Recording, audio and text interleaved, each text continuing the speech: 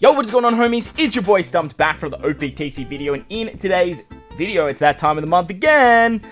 The start of the month, or end of the month, end of September, and we are doing our monthly legend tier list, and there's a lot to talk about in today's tier list because a lot of characters got a lot of level limit break expansions, as well as we got some 6+s. We also got some new legends, and with the Film Red celebration, there was a lot to talk about. We have a Pirate Festival legend, we have like Uta 6+, we have Sabo 6+. There's a lot of characters that we're going to break down. I did some changes to the tier list as well because your boy kind of deleted the whole thing accidentally, so we had to go back and we had to rebuild it, but we got there in the end. If you enjoy this kind of content, put the like button for me if you're new to the channel, hit the big red subscribe button. But before we dive in, I do want to break down a few things and how I sort of do my ranking. Now, when it comes to legends in the game, pretty much all legends can kind of clear everything in the game.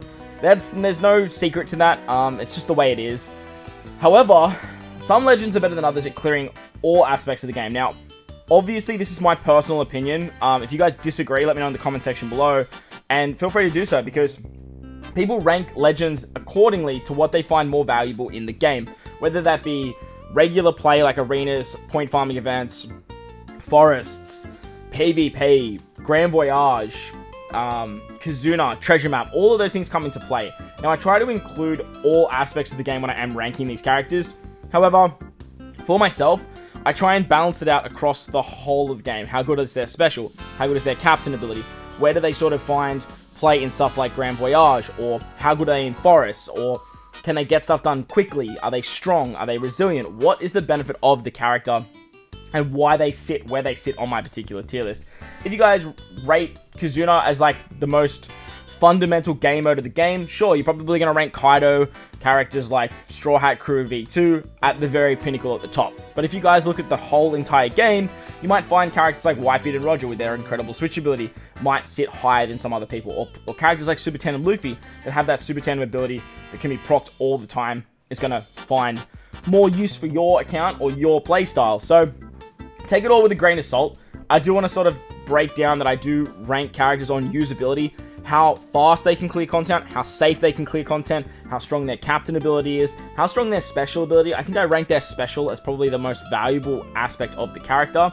And if they work great as an S tier, like as a sub, they're going to find their way onto an S tier sub. But we also obviously have those characters that work great in both situations. However, characters that have a strong special and a strong captain ability are usually going to rank higher than characters that have just a good special animation. But like I said, let me know in the comment section below if you agree, if you disagree, what changes you'd make, and I'll leave a link to the OPTC database as well as the tier list maker if you guys want to build your own too. So let's dive into this month's tier list, and let's talk about the new legends.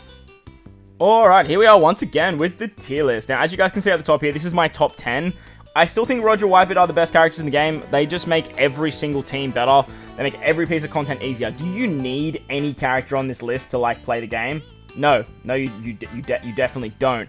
However, these top 10 characters are going to make the game a lot easier for not only new game players, mid-game players, but end-game players alike. Whitebeard and Roger, their special's incredible, their switch ability is amazing.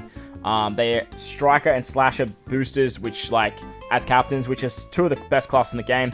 Lots of people will probably do this and say that Straw Hat Crew is the best character in the game because of their final tap.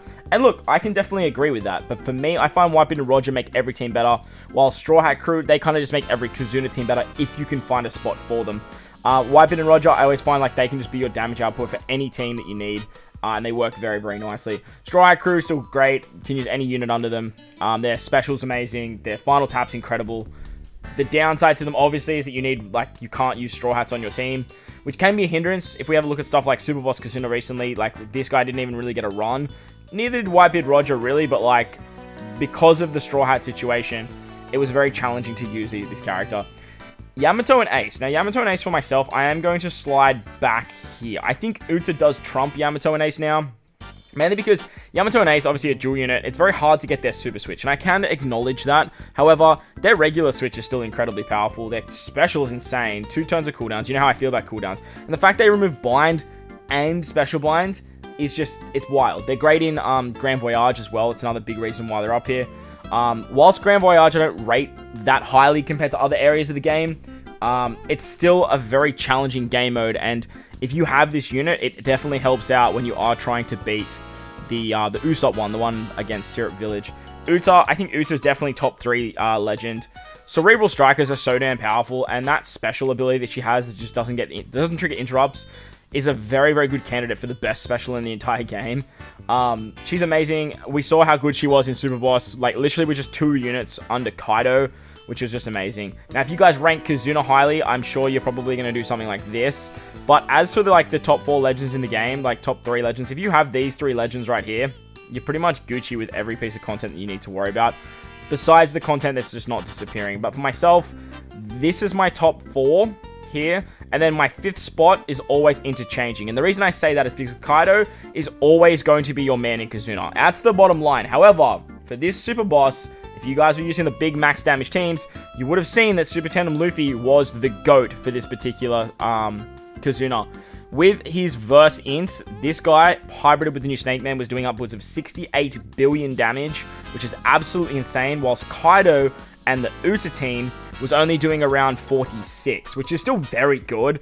Like, very, very good, because Uta was only, hitting, with the 2 Utas, and it sort of just shows what Kaido can do when he works. But you need so much, utility for Kaido to work. But even still, only having 2 boosted units just shows how powerful he actually is. So Treasure Map, he's a god.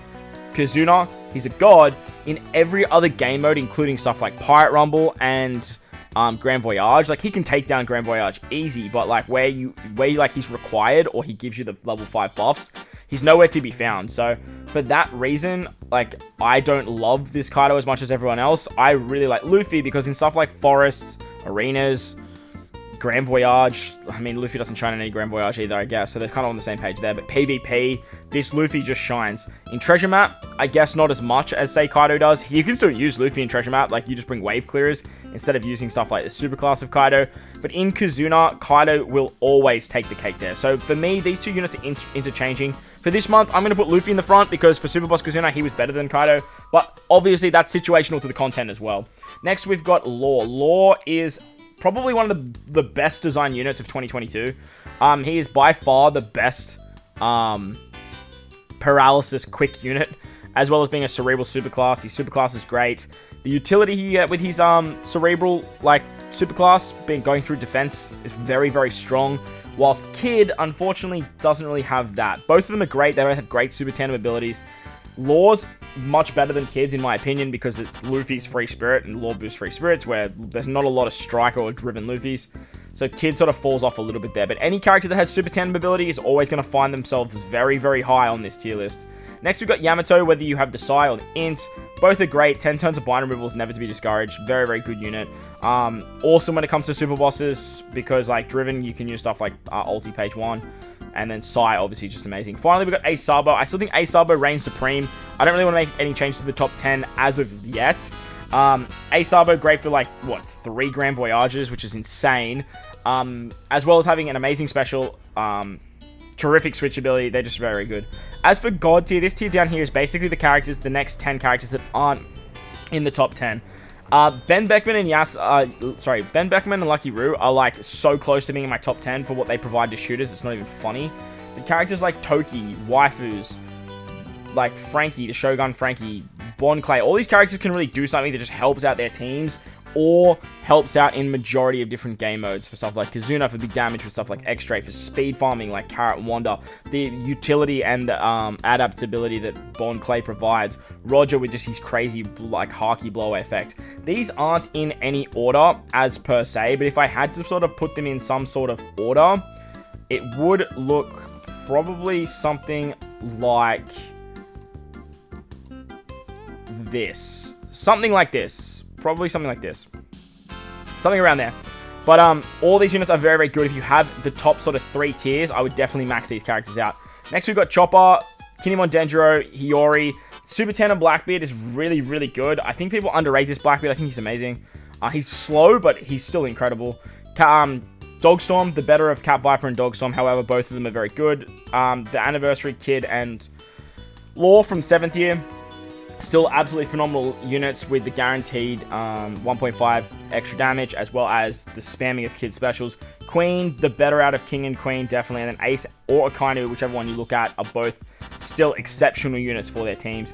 Once we move down now, we have our ST captains. These guys work really, really well, and you can still run them for most pieces of content because the content cycle is the big issue when it comes to this game, and a lot of the content hasn't really progressed in difficulty. It's sort of just become more restrictive. So these characters here are still very good if you need to restrict them to said content. Marco's probably my most used unit out of this whole, like, into the entire game.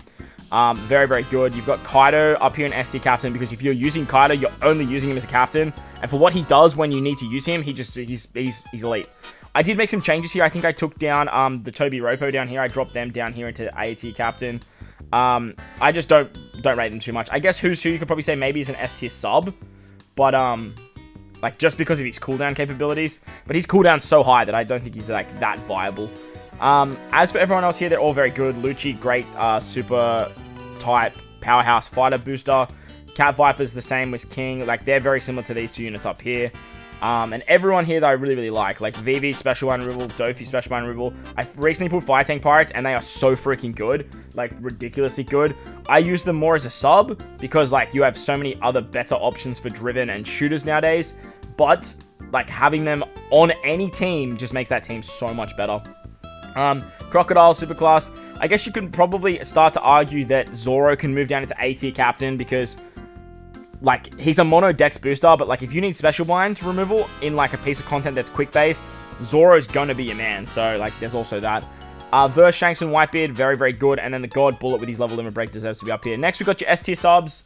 All of these guys are great as sub potentials. Obviously, level limit break 5 is included on this tier list, but if you guys want to go back and sort of see the justification of why I put these guys in stuff like S tier sub, A tier captain, A tier sub, B tier captain, B tier sub, like, you can see the justification there. As for, like, an S tier sub, just because they're in S tier sub doesn't make them a better captain than these guys here. It just means that they're so good as a sub potential that they do rank a little bit higher, in my eyes, than what an A tier captain would provide. That doesn't mean that Odin, like, you probably could say he's an S tier sub for what he does, but whenever I'm really using Odin, I'm mainly using him as a captain. You know what?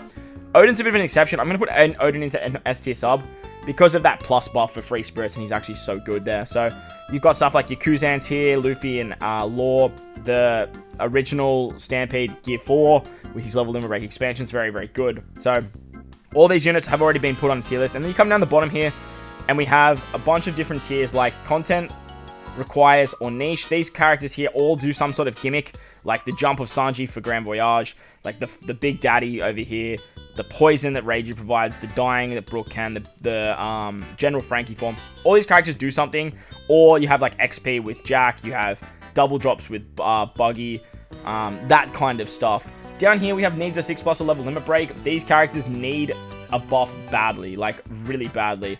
Pirate Festival Legends always suck. Yorogi, in my opinion, is the worst of all the Pirate Festival Legends. Maybe Kuma, but Kuma has like that ability to sort of reflect damage at least. I can't wait for this guy to get a freaking 6+, man. I can't wait for this guy to get a level limit break as well.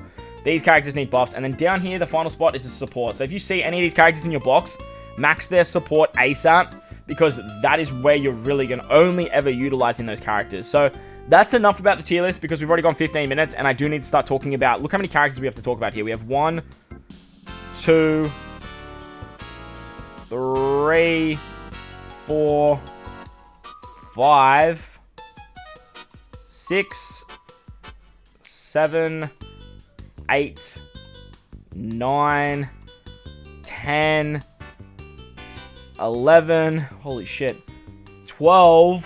We have 12 characters to talk about today. 12 new characters to talk about. That is actually absurd, like disgustingly absurd.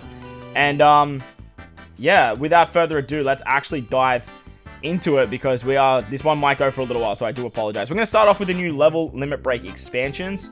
The new level limit break expansions were actually a pretty decent batch this month. Obviously, it's built up around sort of the admirals that we got with Sengoku, and we got like the 4 rare recruits, as well as the Pirate Festival Garp. So we're going to start it off with the level limit breaks, and the first character we're going to talk about is Blackbeard. Now, Blackbeard was my original OG. I actually really like this Blackbeard and what they did for him in his level limit break plus. However, these level limit breaks, they're still not at that game-breaking point. I don't think they're like the best of the batches we've had. And always the character that gets a 6+ is usually the character that has the best level limit break expansion. This Sabo actually got a level limit break expansion as well. However, he still sucks. Like, I can't stand this guy, man. Like, he's only ever been used as support. However, he did get a 6+, and we will talk about that. Blackbeard, he now gets the addition of a higher multiplier at 4.5 as long as you have a fighter, striker, slasher, and shooter, and you still bypass defensive effects. He makes Dex Orbs beneficial, and if you launch a damage reduction, threshold, or damage null, he turns that into a 1.75 times color affinity boost. He now has attack down removal as well in his special, which is awesome.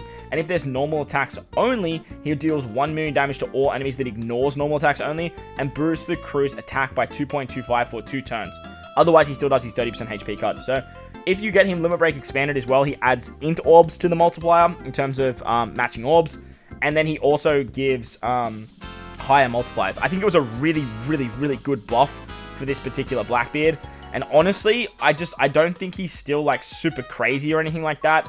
However, I do think the buff that they gave him is actually exceptional. If you have a lot of defensive effects to get around, Blackbeard is going to be very, very good. And if there's normal attacks only, he's now viable. Like, 1 million damage is nothing to scoff at. If you look at what Roger can do with that 1 million damage, wave clearing wise, that's actually really, really powerful. So, I really like it a lot. Attack down is absolutely elite. And now his multipliers are actually at the point where you can use him in content. Would I say he's better than like some of these ST captains? No, definitely not. However, he has now moved from a position where he was like never used to very, very usable, especially when you hybrid him up with something like this Blackbeard here, because if you use damage reduction effects with this Blackbeard, I think you get like base stats, so you get a chain boost, and then you also would get color affinity if you use this guy as well. So you can do some really cool shenanigans, hybriding up the Blackbeards, building out the team with strikers, shooters, slashers, and fighters, and you can do some pretty crazy stuff there.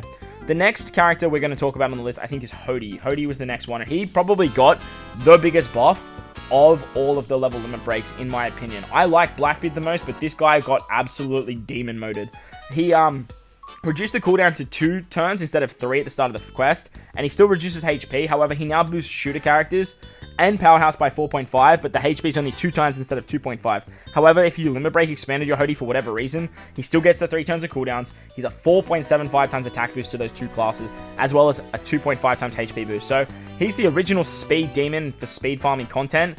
And now he just has shooters in the mix, and you don't need stuff like 6 powerhouses. They got rid of all of the restrictions that Hody needed, which makes him very, very good, especially if you want to speed farm content. If you're looking to speed farm stuff, Hody is going to be your guy, like dead set. Shooters have been getting a lot of buffs lately, which is great, and with his special, he still gives cooldowns on like a 6-turn cooldown, and then on stage 2 cooldown, he gives 2 turns. He ignores defensive effects, he's great at wave clearing, he reduces shooter characters' cooldowns now as well as being a color affinity booster for both classes, depending on how many times you've launched the special. 1.75 for the first time, 2 times for the second time on level 1, 2 times for the first time on level 2, as well as 2.25 on the second time anyway. So, like, he got very, very, very good, like, very, very good, compared to what he used to do. So, I don't think, again, just like Blackbeard, I don't think he's insane or anything like that, but, like, as a captain now, if you guys want to speed farm content, and especially for stuff like Treasure Map, like, this guy is going to be an absolute demon, like, an absolute god. AT captain's probably a very good position to put him in, especially because, like, Shooter's got a lot of buffs with stuff like Ben Beckman and Lucky Roo, Yasop and Usopp, who we'll talk about, and then Powerhouse to just have a plethora of absolute demon mode units. Next character on the actual list down here is Mr. Enaru. Enaru is one of my favorites of the batch, if I'm completely honest. I think they could have made him a little bit better. However, I do like what they did. With his level limit break, he still cuts the crew's HP by 20% and reduces damage by 15%. It used to be 13%, which is great. He now boosts crew's attack by 4.5 times. It used to be 2. That is a huge buff. A 2.5 times extra attack boost to an entire crew. Rainbow. Disgustingly powerful. On top of that, he boosts the crew's attack up to 5.25 instead, depending on how much HP you healed in the previous turn. Boosts the chance of landing on recovery orbs and makes recovery orbs count as beneficial. If the character hits with their normal attacks to an enemy that they have type advantage of, they give themselves a recovery orb and allows for overhealing. I don't think the overhealing was a necessity. I would have loved to see if he hits a perfect, you eat the recovery orb still. But the fact that you are now have a much higher multiplier, 5.25, Rainbow Captain, by the way. Rainbow Captain is actually wild. It's actually wild. What lets this guy down still is he's special. Unfortunately, it is what it is. So he deals 30 times the HP heal beyond the crew's maximum HP. But remember, he doesn't give any HP himself, but he does have overhealing now, which, like, definitely helps him out with that HP bar. I like that they gave him overhealing instead of a HP, like, percentile. It's way better for this unit. However, I still think if he just hit perfects and you ate the recovery orbs, it would make him so much better. You deal 30 times damage of the HP healed over your max HP bar, maxing at 9 million. Now, 9 million still ain't gonna cut it nowadays, right? Like, 9 million is not a lot of damage, and with normal attacks only, you're not even going to see that. However, he does boost shooter and striker characters' orbs by 2.25, and then boost the chain multiplier by 1.1. If the crew has an orb boosting effect when the special is launched, he buffs the orbs by 0.3, and if you have normal attacks only, he reduces ship bind and paralysis by 5 turns. So if there's normal attacks only, he has a little bit of utility, which makes him viable. However, he's special. That orb boost is only for strikers and shooters, so that's where it kind of lets him down a little bit. As a captain, you can definitely run this guy. 100% you can. He's a striker. He's a shooter. Strikers is so good right now that, like, running this guy as an option is definitely viable. Plus, getting a free orb boost, 2.25, is nothing to scoff at. Plus, a chain multiplier buff. So that's a lot of damage in one special. On top of that, if there's no normal attacks only, you do get that 9 million, which is very, very nice. A tier captain for sure, because 5.25 rainbow, dude, I don't care if you don't have a super class or super type. You give me 5.25 rainbow, I'm down. I am so down. Next character on the list is Magellan, who I think by far is the worst of this batch. By far. I just don't love what they were trying to do with Magellan, unfortunately. However, he did get a much needed buff to what he does. He's a 4.25 times rainbow captain now. He used to need all types on the crew to get any buff. However, now they just completely removed that. HP by 1.5 reduces all enemies' HP by 15% at the end of the turn, and if the total damage dealt from normal attacks is over 300,000, he poisons all enemies for 100 times his attack. If the crew has every type on the crew, though, he reduces damage taken by 10%, heals 0.5, his recovery for every perfect hit. If you have him Liver Break Expander for whatever goddamn reason you did that for, he then is a 4.75 instead of 4.25. He still gives the 15% HP cut, but if you have every type on the crew, he is 20% damage reduction and a 1 times his recovery for every perfect. His poison goes up to 200k, 200 times his attack instead of 100. So with that, like, it's kind of whatever, if I'm honest. Like, it's a good multiplier. The reducing HP at the end of the turn is great for stuff like resilience, but other than that, you're not going to see it too much. His special, though, deals Toxic, which starts at 70 times his attack, and maxing at 5 million every single turn. He delays all enemies for 1 turn, which he only did if you had a condition. Now it's just guaranteed. Doubles damage dealt to enemies inflicted with Poison, Venom, Toxic for 3 turns. Heals the crew for 20 times his recovery at the end of the turn for 3 turns. And if the enemies are already inflicted with Poison, when the special is launched, he doubles crew's attack for 3 turns. So it's a bit odd. Like, it's nice the way they've kind of done it. Like, if you take a shot, you then apply the poison, and then you get the, like, use your special for a conditional boost and an attack boost. However, he poisons as well, so, like, you're not really going to see that poison unless you run, like, 2 Magellans, which these level limit break characters are never made to be run, like, the 2 of them. So I just think that he's okay. Like, I don't think he's anything too crash hot. However, like, wait, what are you doing here? You're an AT captain. Get up there. I do think that he's quite good still. For what in the buffs that he got, but I still don't think that he's absolutely insane or anything like that. Like, it's a bit wonky the way they want you to use him. If there's full immunity, that you're not even going to get poison off anyway, so that's kind of sucky. Nevertheless, if you can get it to work, it can work. Shout out to the guy that said that, right? Next character on the list, I think, is Judge, right? Now, Judge has his 6-star and his 6+. Both of them do very similar things, except for their special. I'm a bigger fan of the Psy version of Judge, rather than the 6+ of Judge. I think the Psy version is just much better. So we are going to start with him. With Limit Break, level Limit Break, he boosts the chance of landing on a Psy slot, reduces damage by 15%, cruise HP by 1.25, and attack by 4.75 with a matching slot, 4.25 otherwise. His special boosts the chance of landing on Psy slots, reduces damage taken by 15%. Oh, sorry, this is with Limit Break expansion, sorry. Boost cruise attack by HP by 1.25, attack by 5.25 with a matching slot, 4.5 times otherwise. And if you have every type on the crew, reduces crew's cooldowns by 2 turns at the start of stage 3. So the idea with these guys was obviously to run every single color on your team. However, now you don't need to, which is great.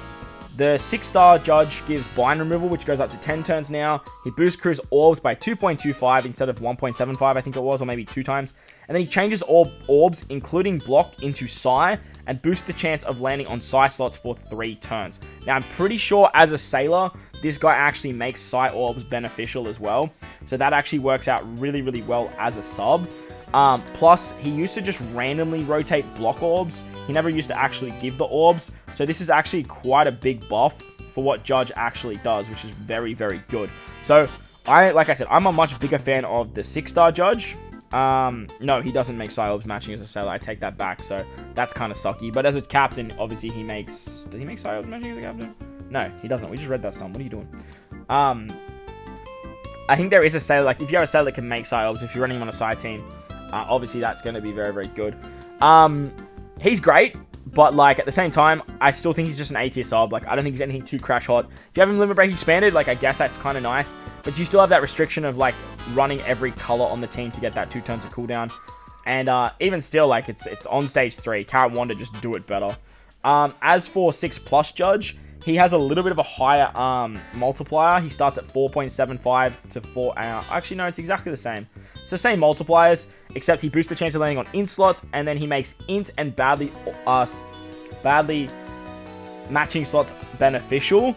So it's nice that he makes int orbs beneficial where the 6-star actually doesn't. So I do think this guy's a better captain, and he reduces damage by 15%. Which the other one doesn't. But I do think that the Psi one is a better sub.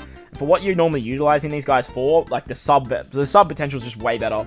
When you're down here in this sort of A tier section, I do find that the A tier subs do normally see more play than the A tier captains. Even though the A tier captains can be used as A tier subs, I find that you just be utilizing these guys a little bit more. Because, like, for example, like, whilst Law has a really good orb boost over 2 turns and is a great captain, like, it kind of gives orbs and then gives an orb buff and then makes orbs as well. So that's kind of like a little bit nicer in my opinion. As for this Judge, going back to 6+ Judge, he, like I said, he does all the same stuff except he gives 3 turns of cooldowns if you have every color on the team, and he's all about int, and he makes badly slots as matching, which is very, very good actually. His special reduces 10 turns of Despair now, which is awesome. Reduces damage taken by 60% instead of 30% for 2 turns. And then boosts Powerhouse-driven and fighter characters' attack by 2.5 for 1 turn. Changes all slots, including block, into int. And if every type is on the crew, boosts the attack buff by 0.25 and extends it for 1 turn, including the special of this one. I don't know why it's only a 1-turn attack boost, but however, if you have every color on the team, he then is a 2.75 times attack booster, which is actually pretty good. It's actually pretty good. It's still pretty restrictive to, like, having every color on the team. But I do think he's, like, captain ability warrants him to be in sort of A-tier captain. Otherwise, like, you could probably argue to me that these guys are all B-tier captains. But, like, I still think, like, they're just way better. Way more versatile than some of these characters down here anyway. Nevertheless, like, for example, Enel's could be quite squishy. His special's not too amazing. And you could probably argue that he goes down here over something like Sanji. But for me, like, this guy sucks, man. This guy sucks. This guy... Oh, that's where Asaba went. Asaba, what are you doing in here? I lost this Asaba earlier in the video. And, or the start of the video. And I couldn't find him. And now I just found him again. So, cool. I added a second one. So, it is what it is. Alright. That's the level limit break characters. I think at the moment, I might have ranked them a little bit higher than what most people would. Most people might put them down here. Which is totally understandable. Like, I guess, like, what? If you were going to do something like that, you'd probably go here. We'd probably go here in the B tier captain range. We'll definitely put you in a B tier sub range. I feel like Hody definitely deserves an A tier captain for the amount of speed that he has. Blackbeard's pretty restrictive, so we might put him into B tier captain. Maybe A tier sub, actually, with what he does in terms of his attack down removal. And I really like Enel. I think 5.25 is really, really good. I really want to test out Enel if I get some more copies, or when these guys come to the level limit break shop. That's what I like to call it, the Rayleigh coin shop, whatever you want to call it. Because I definitely want to max these guys out and give them a whirl. So that's the level limit break characters. Let's move on to the new characters of the month, which are Sop Sop, Snake Man, Uta 6+, Sabo 6+, Sengoku, and Garp. Now, I'm going to start with Garp, because I think he's by far the worst of the new legends. And, like, it's not even close. Garp is a fighter powerhouse attack booster by 5 times and HP 1.5. He reduces bind by 3 turns and boosts attack by 5.25, whenever you use his special in the turn. His special deals 300 times his attack in non-type damage to all enemies, to one enemy, ignoring defensive effects, reduces Crew's cooldown by 2 turns, boosts the chain multiplied by 1.5, and allows fighter and powerhouse characters' normal attacks to bypass defensive effects for 1 turn. You can only use 2 specials in the turn though, so if you use his special, you can only use 1 more, which kind of sucks. And if you've used 2 specials in the turn, you actually can't use his, so it is what it is. I don't love this Garp. I don't think he's good in Pirate Rumble either. He's a Pirate Rumble legend, and that's where they should shine. He has a good support, and for me, like, that's where I'm going to put him. Like, a 0.7 chain boost at the end of the final battle on Kobe, Sengoku, or Helmeppo is really the best thing that he provides, in my opinion. I think even still, I think it should have been higher. This Sabo does the same thing, but like this Garp is like 2 years or 3 years like newer. So I think it should have been like 1 times the chain at the end. However, he's still a 5.25 times captain, and you probably can do some pretty cool stuff with him. But for me, there's no way he's getting past a B tier captain. Like, for me, like, I would rather run Brook. I would rather run Koala, like, as a fighter captain. Like, dead set. Like, these Pirate Festival legends, they don't have super classes, they don't have super types. Honestly, for me, like, I'm going to put him in support because that's where I think he belongs. So, nothing real special about this Garp. I think he's actually quite trash. I'm pretty disappointed with the way they did a young Garp character and how they did him so dirty. But let me know if you disagree in the comment section below, because, like, I don't even really want to talk about him because I'm actually so upset with what he actually does. Let's scroll back up now and let's talk about the newer legends that came out at the end of the Film Red batch. Let's start with 6+ Sabo, because 6+ Sabo did get a fairly good buff. If I'm completely honest, he got a lot better than what his original buff was. He got a level limit break as well, and he added Psy to the mix because obviously he is now a Psy character, so there's also that. He now boosts the chain multiply rate by 1.5 still. He boosts Psy and Strength characters' attack by 4 times. With his level limit break expansion, it's 4.25. HP by 1.25 makes Crew's Strength, Psy, Recovery, and Tandem Orbs have matching slot effects, and heals Crew's HP by 1 times his recovery every time you hit a perfect in the end of the turn. So his level limit break literally just gave him a 0.25 extra buff to the attack for Psy and Strength. And if you compare him to this Sabo right here, he basically just has the addition of the extra typing, right? Which obviously opens the door to a lot more team building. His special reduces enemies' HP by 10%, so doing damage is nice because you can now use supports on him. And then he's also going to boost the color affinity of Psy and Strength characters by 2.25 for 1 turn. Makes it easy to land perfect strikes for 1 turn, which this guy actually does not do. And if you land 3 perfect strikes, boost the color affinity of Strength and Psy by 2.5 on the next turn, and the chain multiplier by 1.3 times. This guy does the exact same thing as that, except he doesn't make perfects easier to hit, as well as not doing damage, and obviously only for strength. So this buff is actually very, very good, because stuff like Ivankov and Bon Clay, Luffy and Sanji, Neko and Inu, all these types of characters that are strength and Psy can now be run as dual units under this particular character, and you can get a lot more benefits out of them. When you either have Luffy, Ace, Koala, Rebecca, Ivankov, Inuyasuma, Lindbergh, Bello, Betty, Karasu, Morley, or Kumar, a much bigger list to what this guy has, by the way. As a super type, he applies the Ignite effect to all enemies for 2 turns, which deals 100 times enemy attack in non-type damage at the end of the turn, boosts the chain multiplier by 1.25 times, and adds 150 times his attack in non-type tap timing damage for 1 turn, and in tap timing bonuses for 1 turn, and changes Psy characters to Super Psy. So this guy got a much bigger buff, like a much bigger buff. Obviously, Psy is a much better class. In my opinion, it's the best color in the game. And as a captain, he is very, very viable now. I think he's up there with this Sabo now. However, like, I still really like this Sabo. To get the Ignite ability is actually awesome. Obviously, full immunity still can cuck that, but the ability to have that now is actually really, really good. It provides different dimension, obviously, with a whole another color to his kit. You can run mono Psy teams, you can run mono Strength teams with him as captain still. And you don't have to really worry about having 2 of them. As for a sub, I don't think he's an S tier sub. He's a great color affinity booster for the Psy color. However, with Odin and Psy being still so like free spirit centric as well, you could always just still run this Odin as well. And I don't think this Sabo is nearly as good as what this Odin can provide for your team. However, the 2.5 times color affinity is great. The 1.3 times chain boost is very, very good. But with this Odin and Yamato flying around, like, I just don't think that Sabo makes the cut when it comes to that. Nevertheless, I still think that he's very, very good, and he's much better than his original 6-star form.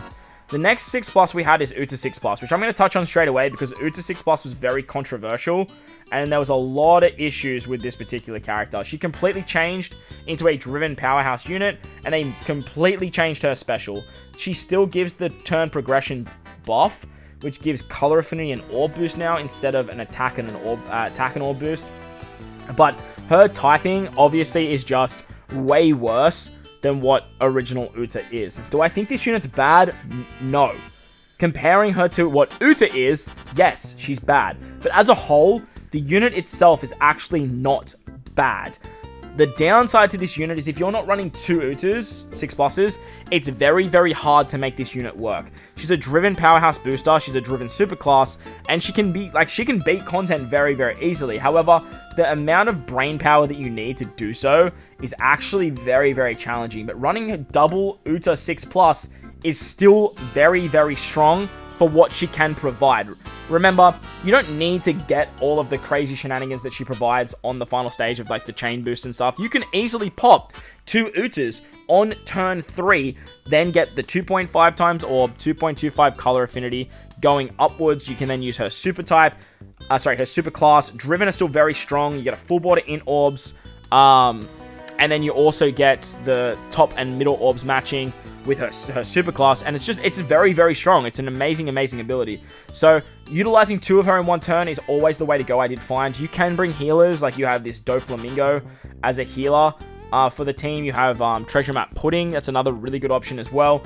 So there are healers you can use for her to make her work, but the idea really for her is actually to use 2 Utas on the same turn, so you reduce the HP reduction effect. For you guys that have no idea what I'm talking about, well, Uta 6+ actually applies a debuff on herself that gives you a 70% HP cut after you use her special. So the way it works is you get the 2.25 times color affinity, 2.5 times orbs.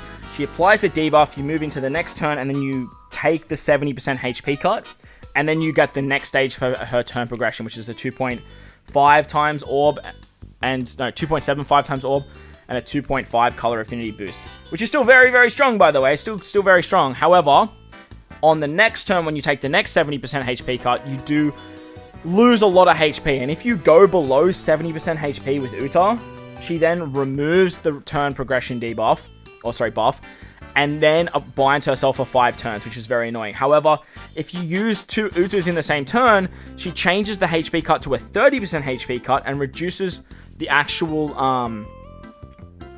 removal of the positive buffs to 30% of your HP instead of 70%. So it's much, much easier to actually run double Uta than it is to try and do a whole bunch of healing stuff. So, look, it is what it is, right? So, look, she's not terrible. She's not, like, super bad. However, if you compare her to what the actual, what am I trying to say? If you compare her to what Uta actually does, she is nowhere near as good as what 6-star Uta is. And for that reason, I'm going to put her in ST captain because I don't think she's, like, terrible. If you can build the team right, driven it great. Like, you have this guy, you have this guy, you have this guy, you have this guy, you have this guy. Like, driven, still awesome. Powerhouse, you have this guy, you have this guy, you have, like, you have a lot. You see where I'm going with this, right? Like, you still have a lot to work with, but, like, driven powerhouse don't need Uta, like, Uta need driven powerhouse. 6+, anyway. Let's move on down to Sop now. The next character on the list. Sop are interesting. They came alongside Super Snake Man. And as a captain, they're kind of an interesting playstyle. For me, they're not my type of playstyle. Because if you actually take a hit with this unit as your captain, you are going to get delayed. Which kind of sucks. Well, it's good. It's really good because it goes through full immunity, actually, but it kind of sucks because you then have to stall. It doesn't get around stuff like preemptives or like interrupts on the second turn and stuff like that. But if you do take a shot, either as Usopp or Yasop, as they are a dual unit, you will get the guaranteed delay. They both do a 4.75 times attack boost to shooters and free spirits, 1.3 times to HP. Usopp makes side orbs beneficial, Yasop makes quick orbs beneficial, and when you go into their dual form, they're a 5.25 times attack booster to free spirit and shooters, and they make both those orbs matching, as well as still giving that beneficial effect. Now, this captain ability is really, really good. However, they're a dual unit, and dual units are never good captains. It's just the bottom line. The only good dual unit captain is this guy and this guy. Like, they're the only 2 good dual unit captains. You can run this. Like Sabo, but as a sub, they're just much better. However, as a captain, you can do this. If you like that playstyle, you definitely can. For myself, I am going to be a little bit biased here because I don't love that. Don't love the way that operates. However, they're special. They're special, my god. Gives 1250 base stats to free spirit and shooters, as well as boosting dealt damage to delay enemies by 2.25 for 1 turn. If there are delayed enemies when the special is launched, extends the delay by 1 turn, and if there isn't, it'll delay enemies for 1 turn, ignoring immunity to delay or status effect if the captain is a shooter or free spirit class. So you get a guaranteed conditional and 1250 base stats on an Usopp Yasop unit. This guy is awesome. They're going straight into an all-rounder because you can use them as a captain. But most of the time you will use them as a sailor because that ability is awesome. They're going to be so good in Kazuna moving forward. A guaranteed conditional boost on any Psy or quick-based team as long as your captain is free spirit or shooter, which you can easily do with this guy. You can easily do with this guy. You can easily do it with Yamato. You can do it with Law. You can do it with Bon Clay. You can do it very, very easily, like exceptionally easy when it comes to those colors for Kazuna, as well as regular content. They are just going to absolutely tear through because you don't have to worry about, like, if you take damage, you can just delay. Very similar to what Kaido does with the burn. You're just going to have some delay, which is going to allow you more time to actually take down the enemy's HP pool. So, Sop, I'm a huge fan of.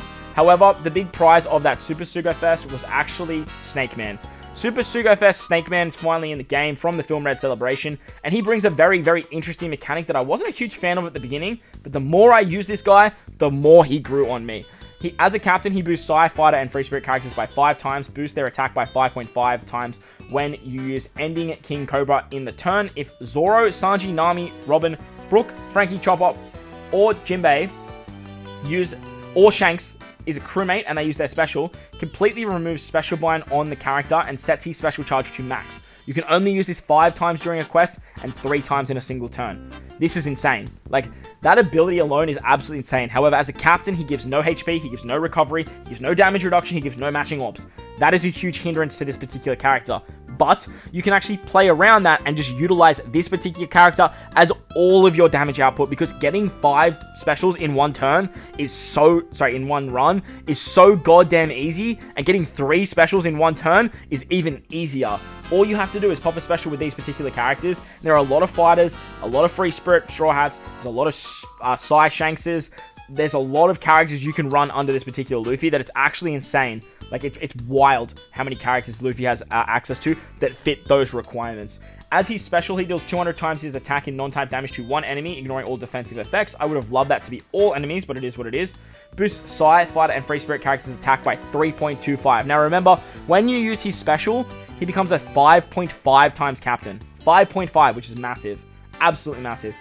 He then, if you have an attack boost, he's a 2.75 orb boost to the same 3, or the color and the 2 classes. And then if you have an attack and an orb boost when the special is launched, he changes all orbs, including block, into own type and further increases the attack and orbs by 0.25, which is just absolutely monstrous.